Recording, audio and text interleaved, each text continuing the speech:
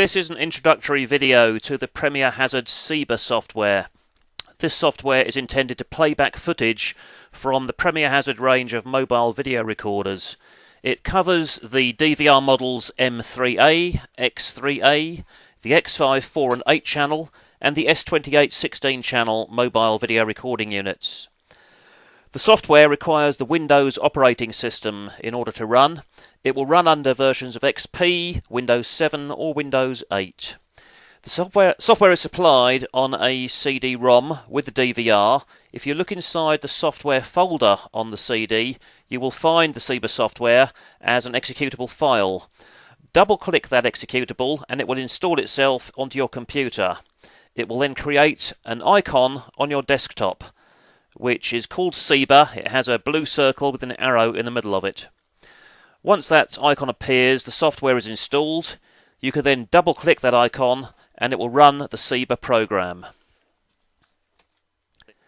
When you fire up the Ceiba software, this is the screen you will initially find.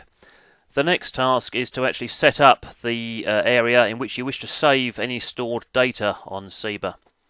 So we'll go to the top right-hand corner of the screen to the Settings command, Settings menu.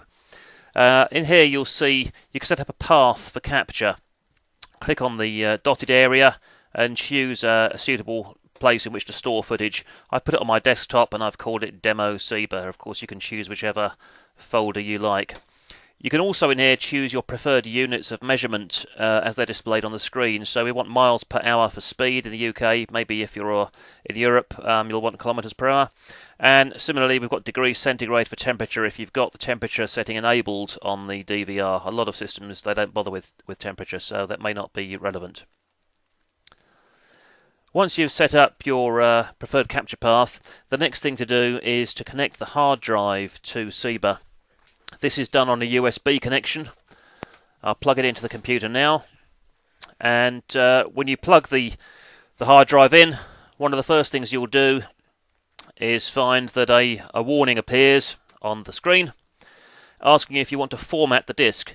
You do not want to format it. Do not press Format Disk. This warning will come up a couple of times because the hard drive is formatted in different ways. It's perfectly normal. The reason is that the hard drive in the DVR is formatted in a different operating system. The hard drive uses the Linux operating system, and of course we're looking at the footage on a Windows computer. So simply press Cancel.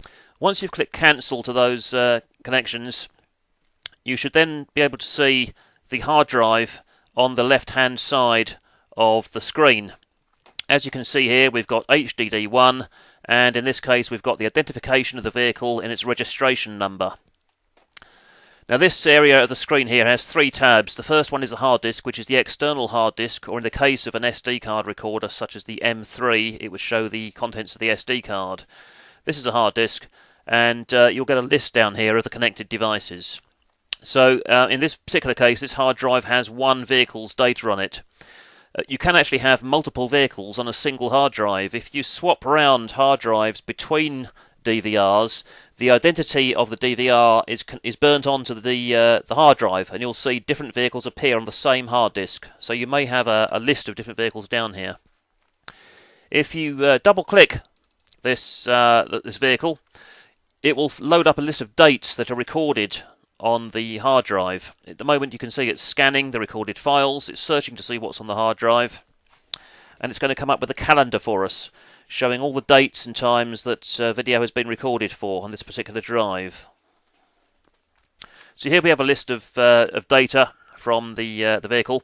You will notice that some of the dates are grey, some are green, and some are red. The grey dates have no video recorded on them at all. The green and red dates do have video recorded. During the green events, there are no so-called alarm conditions that have occurred. On the red dates, there are actually alarm conditions that occurred on those dates. Now, alarm conditions can be configured by the user inside the DVR. An alarm can be defined as a number of different parameters. It could be a high-speed event, it could be a geofence event, it could be a temperature alarm, it could be one of the latched inputs being raised, such as reversing lights, or if these are connected to blue lights and sirens, it could be those that have been latched. So any number of alarm events that have occurred will turn that date red. So you can choose the date you're looking for. We'll randomly select a date here, and it will load up information from that particular day. So whilst it loads the video up, you'll see it then comes up with a warning screen or an information screen indicating which channels are available. Now we've got 3 cameras in this particular vehicle, so it's selected three cameras. If we wanted to have 4 cameras, we could just say all, or if we only want to have 1 camera, we could actually select which camera we want. We'll have the 3 cameras that this vehicle's been connected to, and we'll say OK. So there's now 3 cameras being displayed on the screen here. The bottom of the screen has a transport bar for stopping and starting the video. We can press pause, for instance, and that will freeze the video. We have a stop button here. If you hang over each tool, it will show you what the tool is. We can do a slow forward, going a frame at a time, or a fast forward. We can jump to the next section of video. We can control volume if there's audio being recorded.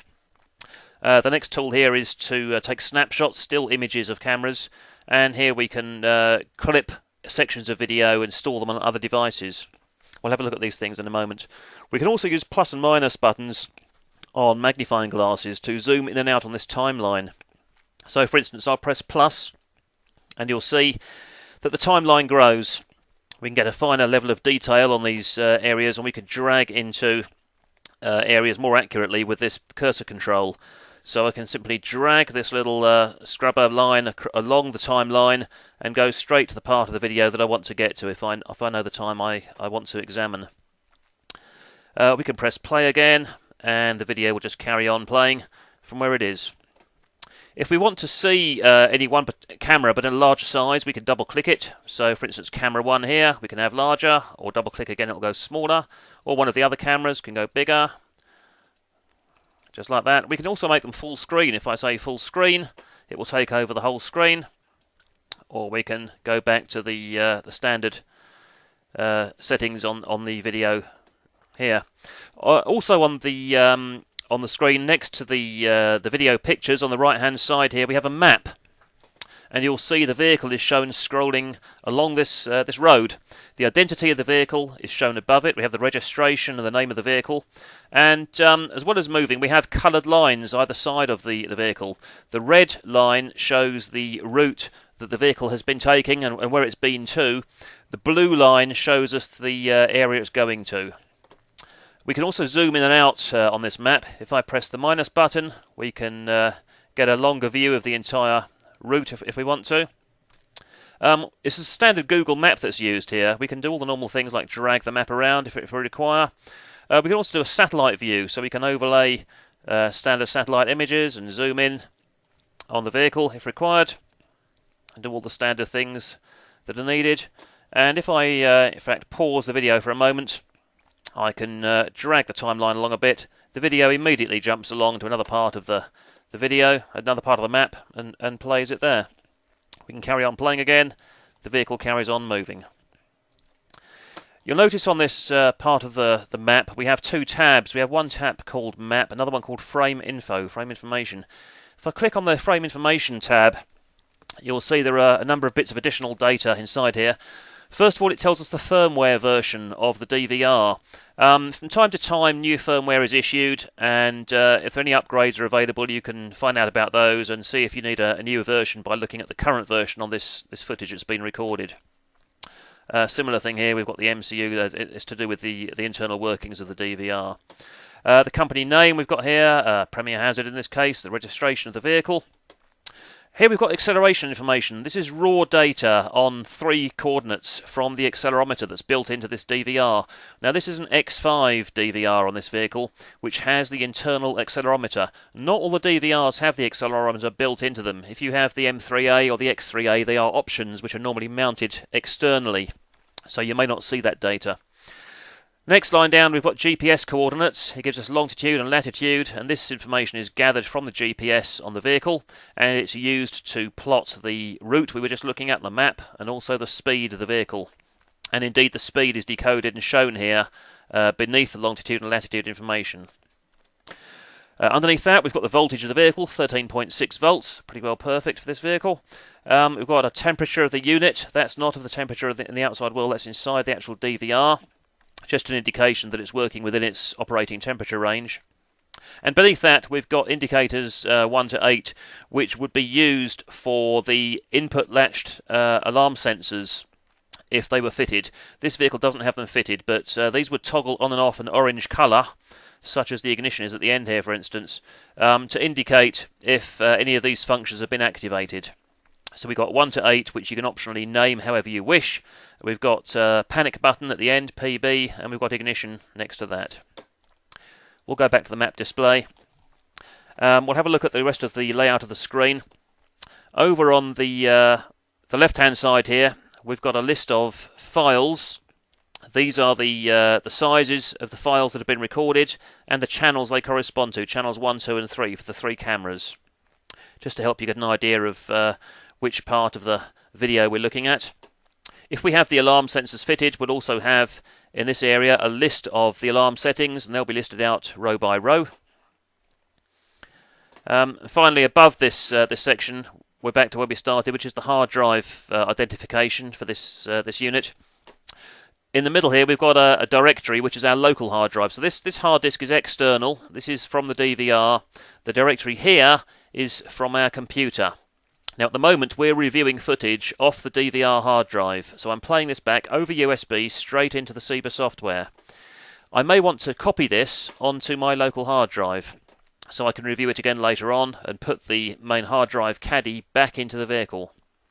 So I want to copy some footage from this hard disk externally onto the C drive on my PC computer here.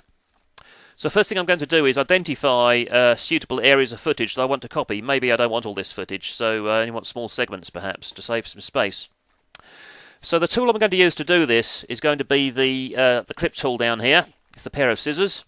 I'm going to click that, and notice when I click it what happens to this this cursor on the timeline. So I click the scissors, and immediately either side of the cursor on the timeline I get a little yellow cursor appear. And I can drag those backwards and forwards along the timeline, and I can mark start and stop points for my video. So I can define the clip of video that I want to copy over to my hard drive. So for argument's sake, I'll take this this segment just here. I'll say that's perfectly satisfactory. And you'll notice at the far right-hand side of this timeline, I've got a tick or a cross. So if you're not happy with that setting, you can press cross and just scrub the whole activity together. If you're happy with it, press tick, and you'll then get a dialog come up just to confirm what you've selected. So first of all, you've got your start and end times for the video. Now, you can actually adjust those here. So if you've made a slight mistake or you want to fine-tune it, we can make this into 32 seconds, for instance. On the keyboard, I'll delete the 1, I'll put in 2. And that will then tweak the location of that final cursor. Also, you can choose which channels you want to copy. Now, I've got 3 channels on this DVR, so I'll say just have 3 of them. And it's going to store it in my default folder that I made to start with. You may remember when we started the program in the tool settings, we stored a directory on my desktop. I'm going to put the footage in there. And I've got 3 options of the sort of footage I want to copy over. At the moment, it's selected on clip. Now, a clip is a clone of the data from the DVR hard drive. It will be an exact copy of what is on the hard drive at the moment.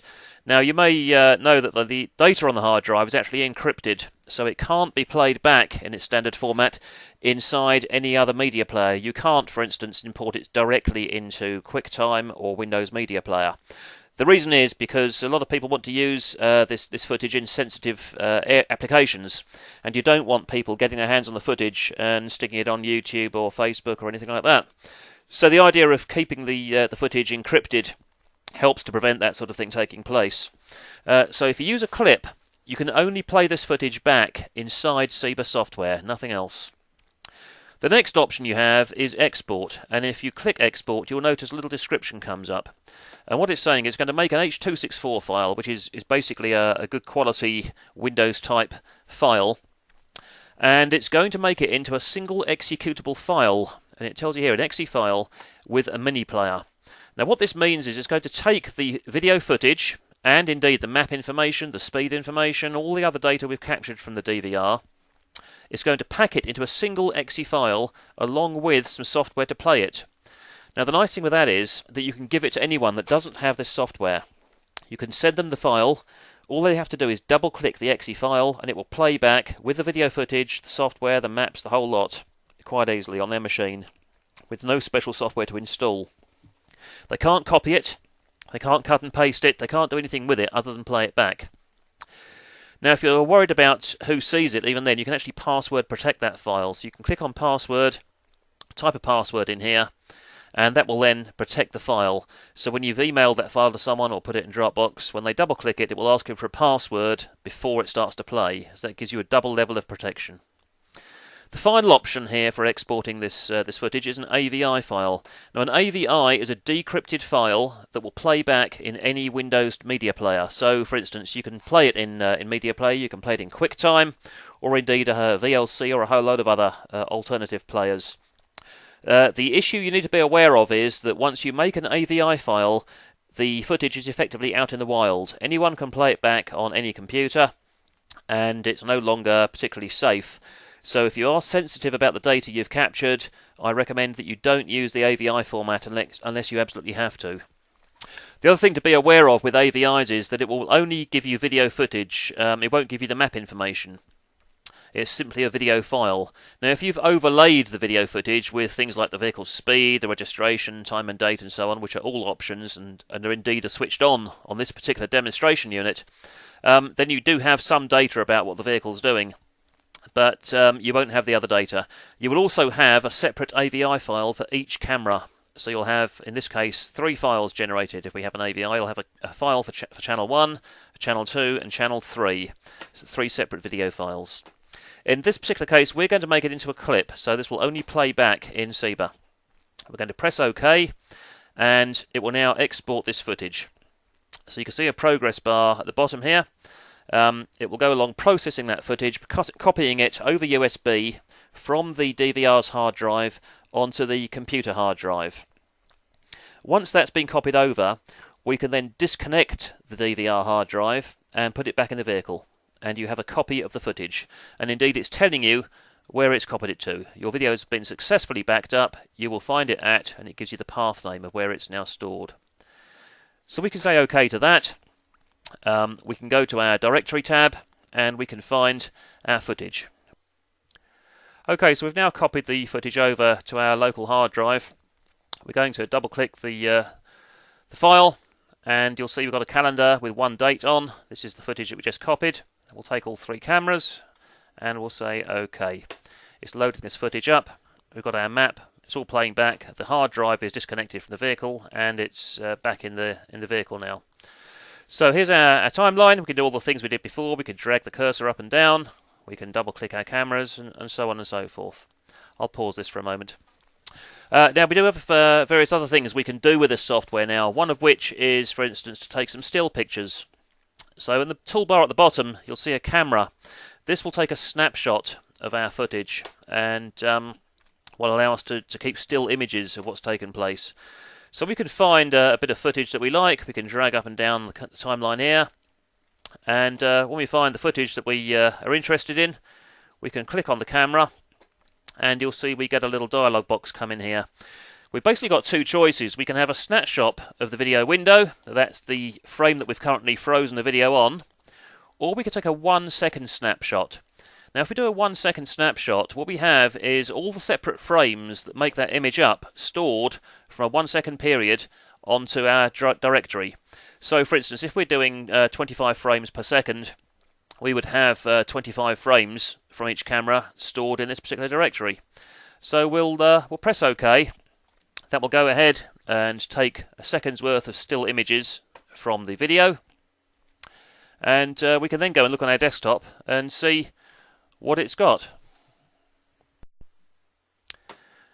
So now we've opened up the directory that we stored the still footage in, and we can see a number of still images, and this allows us to move along frame by frame on still images backwards or indeed forwards from still images that have been captured on our on our directory that we stored. So once you've double-clicked one of these sets of images in the directory, it will load up the standard Windows photo viewer. And if you use the cursor keys on your keyboard, if you go right on the cursor, each frame will advance one frame at a time from these still images. If you use the left cursor key, it will go backwards. So you can choose the perfect frame that you want and do what you like with it. You'll see that the overlays are still on there, the vehicle speed, the identification, the time and date, and so on. Now for the final part of the review of this Ceiba software. I've loaded up some alternative footage here. This is from a vehicle which has 4 cameras on it. It's actually a fire service vehicle. And in this vehicle, the reason I've loaded this up is because we have some events on here that are interesting to look at. Now if we go to the timeline at the bottom of the screen, we'll zoom in to start with to get a close idea of the time that we've recorded down here.